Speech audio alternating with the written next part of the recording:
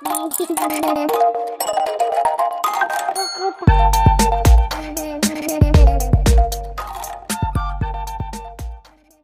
பேருக்கு வந்து side join பண்றதுல வந்து தப்பு வருது. சைடு ஜாயின் பண்ண பேக்கு ஃப்ரண்ட்டோ ஏத்த இறக்கம் வருது.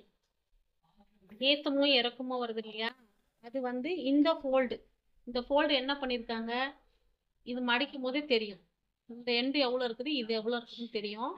அதே மாதிரி இந்த ஜாயிண்ட் இங்க எவ்வளவு ஜாயின் பண்ணிருக்காங்க, இங்க எவ்வளவு ஜாயின் பண்றாங்கன்னு பார்க்கணும். அப்போ இங்க ஒரு 2 புள்ளி மிஸ் ஆகுது, இங்க ஒரு 2 புள்ளி மிஸ் ஆகுது. அதே மாதிரி இங்கேயும். அதனால டோட்டலா என்ன ஆகுதுன்னா, உங்களுக்கு சைட் அடிக்கும் போது இந்த ஜாயிண்ட்டும் செட் ஆக மாட்டேங்குது. அந்த ஒரே அளவு நம்ம 1/4 இன்ச்சு விட்டுருக்கோம்னா 1/4 இன்ச்சு, 1/2 இன்ச்சு விட்டுருக்கோமா 1/2 இன்ச்சு. அந்த ஜாயிண்ட் எல்லாம் இந்த மாதிரி வரக்கூடாது. கண்டினியூவா இந்த அளவு தான் கரெக்டான அளவு. இதே மெஷர்மெண்ட்டுக்கு இந்த எண்டு வந்து முடியணும். அதே மாதிரி இந்த எம்மிங் பண்றதா இருந்தாலும் மடிச்சு தைக்கிறதா இருந்தாலும் ஒரே அளவா இருக்கணும். அப்பதான் வந்து சைடு ஜாயின் பண்ணும் போது இந்த ப்ராப்ளம் வராது. ஓகேவா? அதே மாதிரி பேக்கோட இடுப்பு மடிச்சு தைக்கிறோம். அப்ப மடிச்சு தைக்கும் போது கரெக்டா இப்படி வச்சுட்டு அர்க்காத் போடுறோம் இல்லையா? அந்த அர்க்காத் மிஸ் ஆகக்கூடாது. இந்த அர்க்காத் மிஸ் ஆகாம மடிச்சு தைக்கணும். அதே மாதிரி 1/2 இன்ச்சு மடிச்சு தைக்க கூடாது. குறைஞ்சது 1 இன்ச்சாவது இருக்கணும்.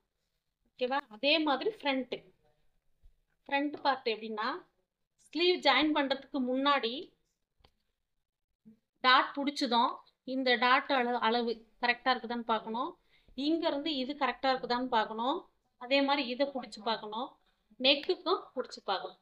ஏன்னா இது எல்லாமே ரெண்டும், இது மேல் பீஸ் மாதிரி, அதாவது ரைட் பீஸ் மாதிரி ராங் பீஸும் கரெக்டா இருந்தாதான் நம்மளுக்கு சைடு அடிக்க முடியும். ஓகேவா? இல்லைன்னா வந்து சைடு வந்து கரெக்டா பொருந்தாது. பேக்கு வந்து 2ஆ மடிச்சுக்கணும். 2ஆ மடிச்சுட்டு பேக்கை இந்த ஸ்டிச்சிங் பண்ணுவீங்க இல்லையா, சைடு ஸ்டிச், அதுல இருந்து இப்படி மடிச்சுட்டு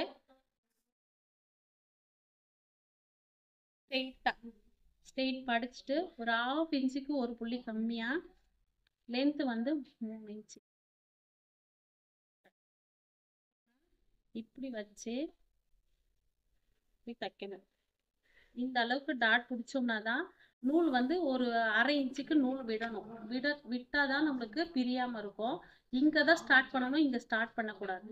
டாட்ஸ் பிடிக்கும் போது இங்கதான் ஸ்டார்ட் பண்ணி ரஃப் அடிக்கணும். ரஃப் அடிச்சுட்டு எண்ட்ல முடிக்கும் போது 1/2 இன்ச்சுக்கு நூல் விட்டு கட் பண்ணணும். 2 லைனுக்கும் நடுவுல தான் ஐ கட்டணும். இந்த எண்டும் மார்க் பண்ணிட்டு இது ரெண்டுத்தையும் ஒன்னா பிடிச்சி இதுக்கு சென்டர்ல வரத்துல ஒரு ஐ, அதே மாதிரி இதுக்கும் சென்டர்ல வரதுக்கு ஒரு ஐ, அதே மாதிரி இதுக்கும் சென்டர்ல வர மாதிரி ஒரு ஐ, இங்க ஒரு ஐ கட்டணும். இங்க கூட கட்டலாம் ஃபிட்டிங் போடுறவங்களுக்கு. அதுக்கப்புறம் ரொம்ப லூஸு கழுத்து வந்து பெருசா வெட்டிட்டாங்க, அதாவது பண்ண முடியலன்னா இங்க ஒரு ஐ கட்டிக்கலாம். இங்க போட வேண்டிய கோக்கி இங்க போட்டோம்னா கொஞ்சம் ஷோல்டர் தொங்காம இருக்கும், கழுத்து வந்து ஸ்டிப்பா நிற்கும். புரிஞ்சுதுங்களா? இங்க ஒரு ஐ கட்டலாம். இது வந்து ஆப்ஷன் தான், இது கட்டினாலும் ஓகே, ஓகே. கட்டுவாங்க. இப்படி வச்சு கட்டக்கூடாது. இந்த தலை வந்து மேல தெரியக்கூடாது. ஒரு 2 புள்ளிக்கு உள்ள வச்சுதான் தைக்கணும். இப்படி பிடிச்சி அதே மாதிரி இது கொஞ்சம் நீக்கிட்டு தைக்கணும். ஊக்க இப்படி நீக்கிட்டு இப்படி வச்சு தைச்சோம்னா கரெக்டா இருக்கும். இவ்வளவுதான் ஃபேஸ் விடணும். இது மேலேயோ இல்ல இவ்வளவு கீழவோ விடக்கூடாது. கரெக்டா இந்த ஸ்டிச் பண்றதுல படிமான தையல இங்க வச்சு தைக்கணும் ஊக்கு. அதே மாதிரி இப்படி போடுறோம் இல்லையா, இது இப்படி ஓட்டை போட்டுட்டு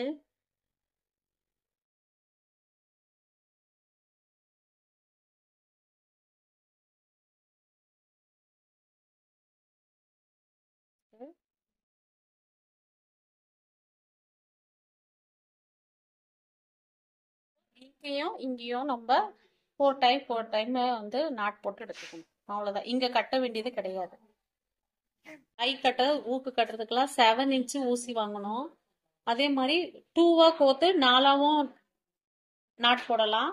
3ஆ கோத்து 6ஆவும் நாட் போடலாம். அப்போ வந்து கொஞ்சம் திக்னஸ் கிடைக்கும். டக்குன்னு 2 குத்து போட்டு முடிச்சுக்கலாம். இப்போ இத என்ன பண்றோம், இந்த பக்கம் இத எடுத்துக்கிறோம். இப்படி குத்தும் போது ஒரு சுத்து, இது ஒரு சுத்து.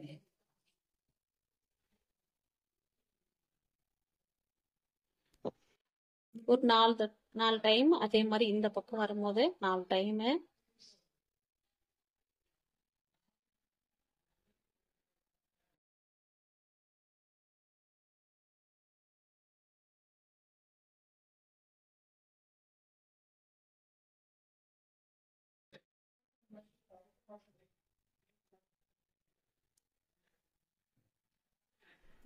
நாட் போட்டு முடிக்கும் போது ஒரு 3 சுத்து சுத்திட்டு கட் பண்ணணும்.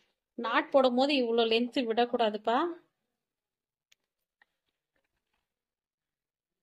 இந்த மாதிரி முடிச்சு வராம எப்படி இருக்கணும்னா, இத வந்து ஒரு புடிச்சு ஒரே சுத்து இப்படி போட்டோம்னா மேல இவ்வளவு தெரியாது.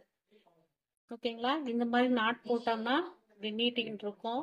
இப்படிதான் நாட் போடணும். ப்ராக்டிஸ் நல்லா ஆகல. இவங்க ஸ்டிச் பண்ணது, என்னோட ஸ்டூடெண்ட் ஸ்டிச் பண்ணது, அதாவது ஃபினிஷிங் இன்னும் வரல. நிறைய ஃபினிஷிங் ப்ராப்ளம் இருக்கு. அந்த ஒரே அளவு 1/4 இன்ச்சுனா அந்த 1/4 இன்ச்சு நெக்கு தைக்கிறதும் போயிடுச்சு. இந்த கொக்கி பட்டி இப்படிதான் வரணும். அதாவது அடியில வச்ச கொக்கி பட்டி மேல தெரியுது. கொஞ்சம் அதாவது ஃபினிஷிங் ப்ராப்ளம் இருக்கு. அவங்க போக போக சரி பண்ணிடுவாங்கன்னு நான் நினைக்கிறேன். அடுத்தது ஊக்கு கையில. இது வந்து ஓட்டை போட்ட ஊக்கு. இது வந்து நார்மலா நம்ம இப்படி வச்சு புடிச்சுக்கிறோம். புடிச்சுக்கிட்டு இது சுத்து வேணும்னா இப்படியே எடுத்துக்கலாம்.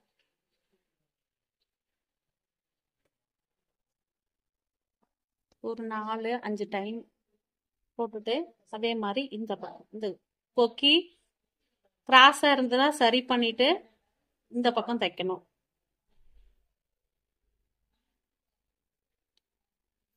நான் டைம் தைச்சிட்டோம். இந்த பக்கம் போகும்போது இப்படியும் போகலாம், இப்படியும் எடுத்துக்கலாம். தலையில எண்டுல இப்படிதான் குத்தணும். இப்படி எடுத்துட்டு திரும்பவும் அப்படியே ஸ்ட்ராங்கா. இந்த தலை ஸ்ட்ராங்கா இருந்ததான் இது வந்து வழுக்காம வரும். இங்க கட்டினாதான் இந்த ஊக்கு இப்படி வராது. இங்க நடுவுல எங்கன்னா இங்க குத்துனோம்னா இங்க லூஸ் வந்துடும். அப்போ நம்ம இந்த எண்டுல தான் குத்தி இது ஒரு சுத்து முடிக்கும் போது அதே மாதிரி நீடியில ஒரு 3 சுத்து சுத்தி நாட்டு நல்லா டைட் பண்ணிட்டு கட் பண்ணணும். அவ்வளவுதான். இது ஒரு டைப், இது ஒரு டைப் பண்ண. டோட்டல் மிஸ்டேக் சொல்லுவாங்க. பிளவுஸ் முடிச்சதும் இந்த மாதிரிலாம் ஜாயின் போடக்கூடாது. பிரிச்சோம்னா கரெக்டா ஃபுல்லா பிரிச்சுட்டு போடலாம். இல்லைன்னா இங்க இருந்து ஸ்டார்ட் பண்ணணும். இப்ப ஜாயின் போடணும்னா இங்க இருந்து போடக்கூடாது. இந்த இடத்துல இருந்து ஜாயின் போட்டு இங்க முடிக்கணும். அதான் ஜாயிண்ட். மேல தெரியக்கூடாது. ஜாயின் போடுறது இப்படி கட் பண்ணி விடணும். இது பிரிஞ்சிருக்குது, ஒரு தையல் போடணும் இங்க. அதே மாதிரி டாட் புடிச்சு இவ்வளவு நூல்லாம் தொங்க விடக்கூடாது. ஸ்டிச் பண்ணி முடிச்ச அடுத்த செகண்டே நம்ம வந்து ட்ரிம் பண்ணணும். அதாவது எக்ஸ்ட்ரா இருக்கிற நூலெல்லாம் நம்ம ட்ரிம் பண்ணணும். சைட்ல வந்து நம்ம இவங்க கத்துக்கிட்டதுனால இவ்வளவு எக்ஸ்ட்ரா விட்டுருக்காங்க. கத்துக்கிட்ட பிறகு இவ்வளவு எக்ஸ்ட்ரா துணி விட வேண்டாம். இப்ப நம்ம எவ்வளவுன்னா 1.5 இருந்தா போதும். சைட்ல நம்மளுக்கு ஸ்டிச் பண்ணா இன்னும் ஒரு ஸ்டிச் போடுறதுக்கு பேஸ் விட்டுட்டு 1 இன்ச் இருந்தா போதும். இந்த 1 இன்ச்சுக்கு நம்ம கட் பண்ணி எடுக்கணும். இவ்வளவு துணி நம்மளுக்கு சைட்ல தொங்கும். இவ்வளவு தேவையில்லாத நம்ம ஸ்ட்ரெயிட் பார்த்து கட் பண்ணி எடுத்துக்கலாம். இது ஓவர்லாக் போடலாம், இல்ல மடிச்சு தைக்கலாம். ஓகேங்களா? அதே மாதிரி பாபின் கேஸ் சரியில்லைன்னா தைக்க கூடாது. இவங்க மார்க் விட்டு தள்ளி தைச்சிருக்காங்க. இது தப்பு. மார்க் இங்க போட்டிருக்கோம்னா இதுக்கு அவுட்ல தான் தைக்கணும், உள்ள தைக்க கூடாது. இவங்க உள்ள தைச்சிருக்காங்க, இது பிரிக்கணும். ஓகேவா? எக்ஸ்ட்ரா ஸ்டிச் எல்லாம் வெளியில தான் கொடுக்கணும். இது தப்பு, பிரிக்கணும். அதே மாதிரி இந்த பக்கம்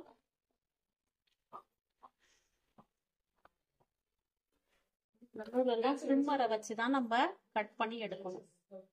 அப்போதான் பினிஷிங் வந்து கரெக்டா இருக்கும். இதுக்குள்ள ரஃப் அடிச்சுதான் முடிக்கணும். இவங்க ரஃப் அடிக்கவே இல்லை, ரஃப் அடிச்சு முடிக்கணும். அப்பதான் இந்த நூல் இப்ப கட் பண்ணும் போது என்ன ஆனா பிரியும். அப்போ இது ரஃப் அடிக்கணும். ஓகேவா? அதே மாதிரி சிக்கு விழுதுன்னா ஸ்டார்டிங்ல அடி நூல் பாபின்ல இருக்கிற நூலை ஊசி நூலும் ரெண்டுத்தையும் ஒண்ணா எடுத்து கைடுக்கு பின்னாடி விட்டோம்னா இந்த மாதிரி ஸ்டிச் வராது. ஓகேங்களா? நெக் வந்து கிராஸ் பீஸ் இப்படி வைக்க கூடாது. இது வந்து கிராஸ் பீஸ்னா 1.25 இன்ச்சு அளவு ஸ்கேல் வச்சு வரைஞ்சி கட் பண்ணிட்டு இந்த மாதிரி தையல் போடணும்னா அதை பாருங்க, இங்க வந்து எவ்வளவு கம்மியா இருக்கு, ஒரு 1/4 இன்ச்சு தான் இங்க இருக்குது. இங்க வரும்போது ஒரு 1/2 இன்ச் இருக்குது. இங்க வரும்போது 3/4 இன்ச்சுக்கு அப்படியே எக்ஸ்ட்ரா ஆயிடுச்சு. இப்படி வரக்கூடாது. படிமான தையல் போட்டுட்டு தான் வேற நம்ம பண்ணணும். படிமான தையல் போடாம நம்ம மேல் தையல் போடக்கூடாது. ஓகேங்களா? படிமான தையல்ன்றதுக்கு இந்த மாதிரி தூக்காம இருக்கும். அதுக்கப்புறம் டர்ன்ல வந்து இந்த மாதிரி தூக்குதுன்னா அர்க்கத் போட்டுட்டு தான் திருப்பணும். அர்க்கத் போடல இதுல.